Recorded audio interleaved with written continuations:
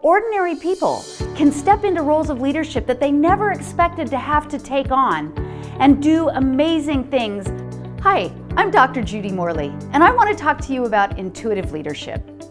Intuitive leadership is that type of leadership where we depend more on our own intuition than on one-size-fits-all leadership strategies. I love to use the Battle of Gettysburg as an allegory for intuitive leadership. First of all, it teaches us to be proactive rather than reactive. What do you do when your IT goes down? You wait. And that's exactly what General Lee was doing. His IT was down, and so he's waiting until he has information again. And he allows his troops to stumble into a general engagement despite orders to the contrary.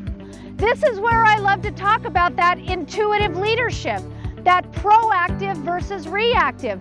It is such an allegory for us to live our lives in such a way that we are present for opportunities rather than reacting as things go wrong. And there's always high ground to come if we just have to find it. So while Buford did end up being on the defensive, it was a very tactical decision so that he could ultimately hold the high ground that ended up being the key to the Union position and the Union victory. Intuitive leadership also means communicating clearly and directly with the people who most need to hear it. Whether we're communicating a grand vision or whether we're communicating the mission, we want to make sure that we are constantly communicating. So, from a leadership perspective, communicate clearly with all of the parties involved. General Meade has councils of war with all of his commanding generals on 2 separate occasions during the Battle of Gettysburg. General Lee never does. Ewell is attacking in the morning, like he's POSA. And Longstreet's not. Compared to the Union side, where communications are easy because of the line that they form, you can get back and forth very quickly, and they are concise, direct, and frequently while everyone's in the same room. Intuitive leadership also means building really strong relationships, and we do that by building trust, by enhancing our own emotional intelligence, planting that pebble, dropping that pebble in the pond of consciousness that is causing a ripple.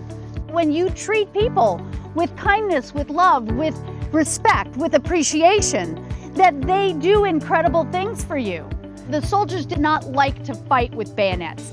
They did it as a survival mechanism. So for him to order this bayonet charge, have the men trust him enough to do it, to follow him, and then do it successfully, that is transformational leadership.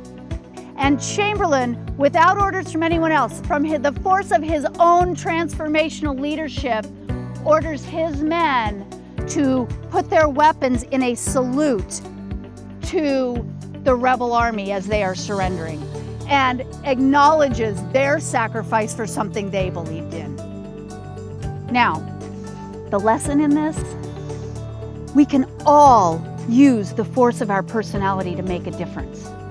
I would love to come do a keynote or a weekend retreat or a workshop with you. Intuitive leadership is a specific kind of leadership that helps us to be more effective, more powerful, and more productive in everything we do.